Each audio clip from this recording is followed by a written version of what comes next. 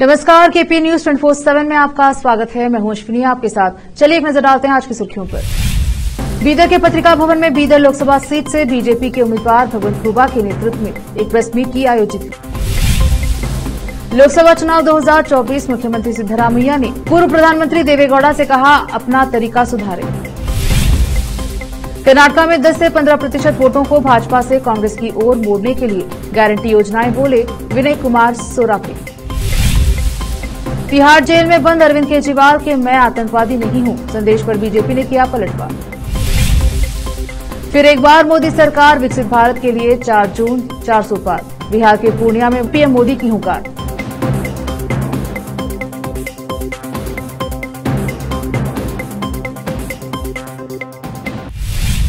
अब समाचार विस्तार से। आज मंगलवार 16 अप्रैल को बीदर के पत्रिका भवन में बीदर लोकसभा सीट से बीजेपी के उम्मीदवार भगवंत खुबा के नेतृत्व में एक प्रेस मीट आयोजित की गई, जिसमें भगवंत खुबा के अलावा बीजेपी के जिला अध्यक्ष सोमनाथ पाटिल, बीदर दक्षिण के विधायक शैलेंद्र बेलदाड़े, प्रकाश खंडरे, बाबूवाली, बसवराज पवार, श्रीनिवास चौधरी के अलावा बीजेपी के अन्य नेता और पार्टी कार्यकर्ता उपस्थित रहे। इस अवसर पर संबोधित करते हुए भगवंत खुबा ने कर्नाटक के cabinet minister for forest and ecology and Bidar in-charge minister Eshwar Khandre, उनके पिता वरिष्ठ कांग्रेस नेता भीमण्णा खंडरे पर कई आरोप लगाए और बीदर लोकसभा सीट से कांग्रेस के उम्मीदवार सागर खंडरे पर भी तंज कसा। केपी न्यूज के कैमरामैन पपुराज का कवरेज। ನಿಮ್ಮ ಪೂರ್ಣಾವಧಿ ಬಜೆಟ್ಗೆ ಅದನ್ನು ನೀವು ಬಜೆಟ್ನಿಂದ ತೆಗೆದುಹಾಕಿದ್ರಿ. ಹೀಗಾಗಿ ಕೇಂದ್ರ ಸರ್ಕಾರದ ಯೋಜನೆಗಳಿಗೆ ರಾಜ್ಯ ಸರ್ಕಾರದ ಹಣವನ್ನು ಯಾಕೆ ಬಿಡುಗಡೆ ಮಾಡ್ತಾ ಇಲ್ಲ ಮತ್ತು ನೀವು ಅದನ್ನು ಯಾಕೆ ಸೀರಿಯಸ್ ಆಗಿ ತಗೊಳ್ತಾ ಇಲ್ಲ ಅನ್ನುವಂಥದ್ದಕ್ಕೆ ಉತ್ತರ ಕೊಡಬೇಕು ಅಂತ ನನ್ನ ಅನಿಸಿಕೆ. ಯಡಿಯೂರಪ್ಪ ಸಾಹೇಬರು ಮುಖ್ಯಮಂತ್ರಿ ಇದ್ದಾಗ 650 ಕೋಟಿ ಅನುಭವ ಮಂಟಪಕ್ಕೆ ಒಂದೇ ಕಂತಿನಲ್ಲಿ 200 ಕೋಟಿ ಹಣವನ್ನು ಬಿಡುಗಡೆ ಮಾಡಿ ಕೆಲಸವನ್ನು ಪ್ರಾರಂಭವನ್ನೇ ಮಾಡಿದ್ದೀವಿ. ಆದರೆ ಹಣ ಬಿಡುಗಡೆ ಮಾಡಬೇಕಂತ 16 ಸರ್ತಿ ನಮ್ಮ ಶಾಸಕರನ್ನ ಸಣ್ಣ ಸಲಗಾರ ನಾವು ನಮ್ಮೆಲ್ಲ ಬಿಜೆಪಿ मुख्यमंत्री सिद्धरामैया ने सोमवार को जेडीएस सुप्रीमो एचडी देवेगौड़ा से संशोधन करने और प्रधानमंत्री नरेंद्र मोदी के खिलाफ बोलने का आग्रह किया। सिद्धरामैया ने ये बात ऐसे समय में कही है जब एक दिन पहले ही गौड़ा ने मैसूर में एक चुनावी रैली में उनकी इस बात के लिए आलोचना की थी कि वह सिर्फ 6 करोड़ लोगों के मुख्यमंत्री हैं और 150 करोड़ लोगों के प्रधानमंत्री के बारे में हल्के ढंग से बोल रहे हैं। सिद्धरामैया एक समय गौड़ा के राजनीतिक शिष्य थे। एक बयान में सिद्धरामैया ने कहा, श्री देवेगौड़ा अपने तरीके में संशोधन करने और केंद्र सरकार द्वारा कन्नडिगाओं पर किए गए अन्याय के खिलाफ बोलने में अभी देर नहीं हुई है। नरेंद्र मोदी सरकार अपनी नीतियों से कन्नड़ लोगों को कमजोर कर रही है। ये कहते हुए कि कर्नाटक में कांग्रेस सरकार की गारंटी योजनाओं ने राज्य में कांग्रेस के लिए अनुकूल माहौल बनाया है।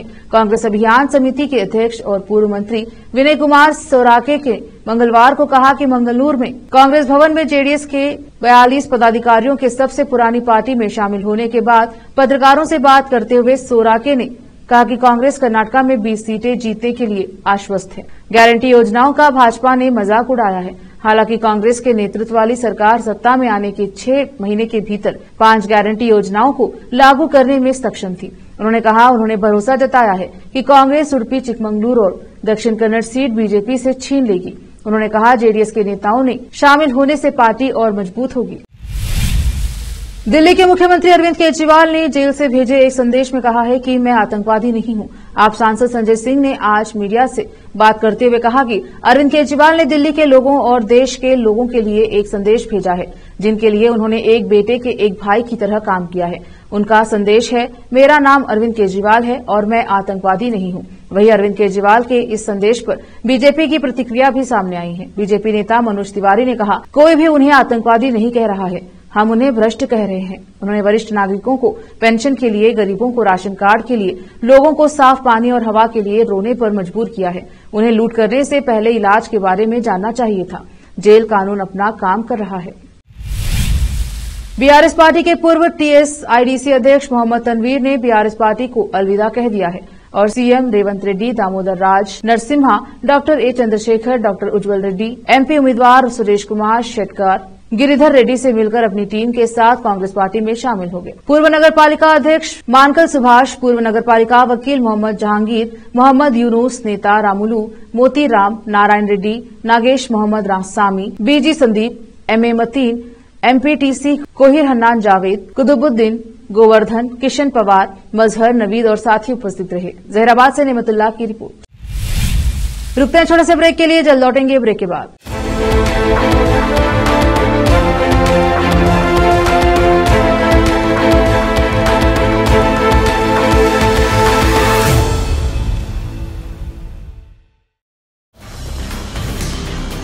हिंदुस्तान के हर कोने में हम हैं मौजूद। 24 घंटे हालात पर गहरी नजर, खबरों से जुड़े चुपते सवालात, और आपको दिखाता है धार्मिक, सामाजिक, राजनीतिक, लोकल और इंटरनेशनल न्यूज की सबसे बेहतर कवरेज, जो आपको रखती है हर पल बाखबर। देश और दुनिया भर की खबर के लिए देखते रहें केपी न्यूज 24/7। ब्रेक के बाद स्वागत है आपका, देखते हैं समाचार।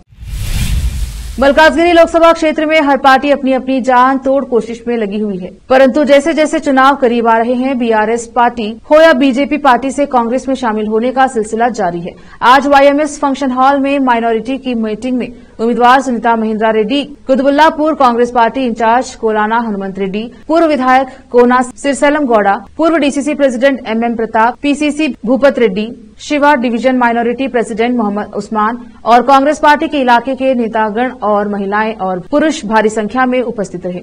इस अवसर पर उम्मीदवारों ने कहा कि मुझे यहां आकर खुशी हो रही है। उन्होंने चुनाव के बाद मंदिर, मस्जिद, गुरुद्वारे के लिए जो अर्जियां दी गई, उन कामों को करवाने का वादा किया। कुतुबुल्लापुर से केपी न्यूज के संवाददाता मोहम्मद निजाम की रिपोर्ट।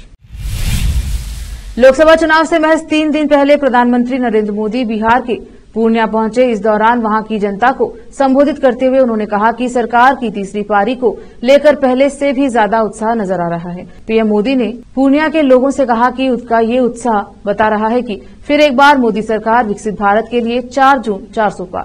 कांग्रेस पर हमलावर पीएम मोदी ने कहा कि एक समय था जब केंद्र की सरकारें बिहार को पछाड़कर पीछा छुड़ा लेती थी। बिहार की सरकारें भी सीमांचल को पिछड़ा कहकर पल्ला झाड़ लेती थी, लेकिन हमने सीमांचल और पूर्णिया के विकास को अपना मिशन बनाया है। दिल्ली शराब नीति मामले में गिरफ्तार बीआरएस नेता के कविता की नियमित जमानत अर्जी पर मंगलवार 16 अप्रैल 2024 को राउज एवेन्यू कोर्ट में सुनवाई होनी थी, लेकिन मामले की सुनवाई कर रही जज की अनुपलब्धता के चलते सुनवाई टल गई, जबकि कविता की जमानत अर्जी पर अगली सुनवाई 22 अप्रैल को होगी। इससे पहले सोमवार 15 अप्रैल को दिल्ली की एक अदालत ने के कविता की न्यायिक हिरासत को 23 अप्रैल तक बढ़ा दिया था। के कविता को पहले ईडी ने हैदराबाद से गिरफ्तार किया था। वह तिहाड़ जेल में बंद थी। पिछले दिनों सीबीआई ने भी उन्हें अरेस्ट किया।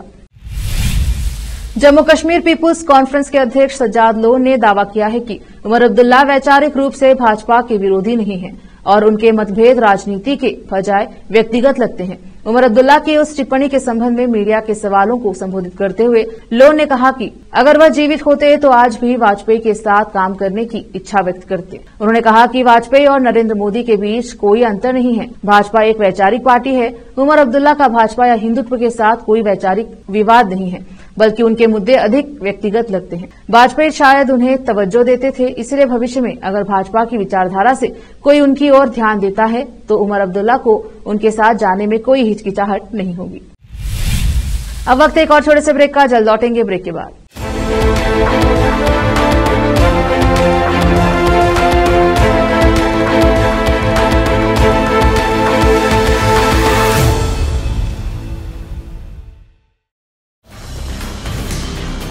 हिंदुस्तान के हर कोने में हम हैं मौजूद।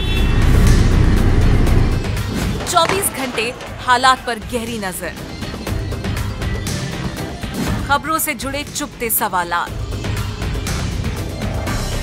और आपको दिखाता है धार्मिक, सामाजिक, राजनीतिक, लोकल और इंटरनेशनल न्यूज की सबसे बेहतर कवरेज, जो आपको रखती है हर पल बाखबर।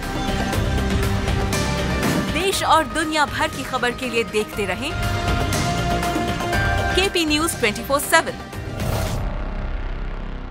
ब्रेक के बाद स्वागत है आपका, देखते हैं समाचार। माफिया डॉन मुख्तार अंसारी की मौत को लेकर उत्तर प्रदेश की डीजीपी प्रशांत किशोर ने पहले बार कोई टिप्पणी की है। उन्होंने कहा कि मुख्तार अंसारी की मौत हार्ट अटैक के चलते हुई है, हालांकि उसकी मौत की न्यायिक जांच चल रही है। डीजीपी प्रशांत कुमार ने ये भी कहा कि मुख्तार अंसारी पहले से बीमार चल रहे थे और बेहतर इलाज के लिए अच्छे अस्पताल में भर्ती कराया गया था। डीजीपी प्रशांत कुमार ने कहा कि पहले तो हम आपको स्पष्ट कर दें कि मुख्तार अंसारी के मौत के मामले में जो भी घटना हुई है वह जुडिशियल कस्टडी में हुई है, जेल में मौत हुई है। जेल और पुलिस का कोई डायरेक्ट लेना देना नहीं है। मुख्तार को पिछले 1.5 सालों में 8 बार सजा हुई। मुख्तार माफियाओं में से चिन्हित था। 40 साल का आपराधिक इतिहास है। जब भी जेल में मुख्तार को मेडिकल की आवश्यकता हुई उसे दिलवाई गई। मुख्तार को बेस्ट मेडिकल अस्पताल में भर्ती कराया गया। इसके अलावा कोर्ट में भी पेपर्स हैं कि हृदय की बीमारी से वह पीड़ित था और उसकी मौत कार्डियक अरेस्ट से हुई है। आगे इसमें मैजिस्ट्रियल जांच चल रही है।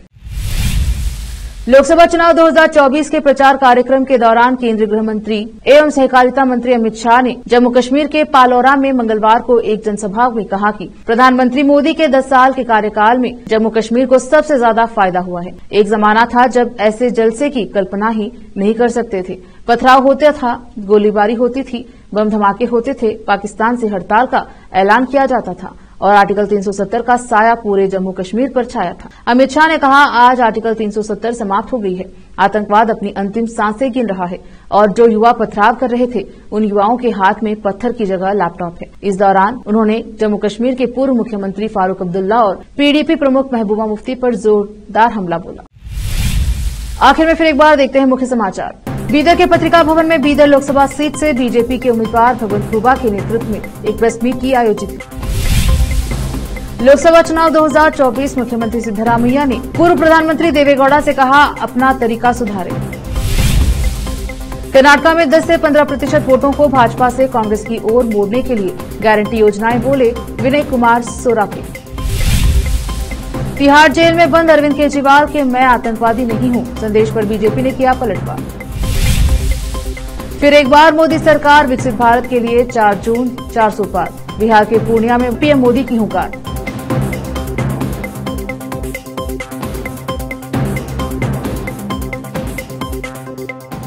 केपी न्यूज के बुलेटिन में आज इतना ही। देखते रहिए केपी न्यूज 24/7। धन्यवाद।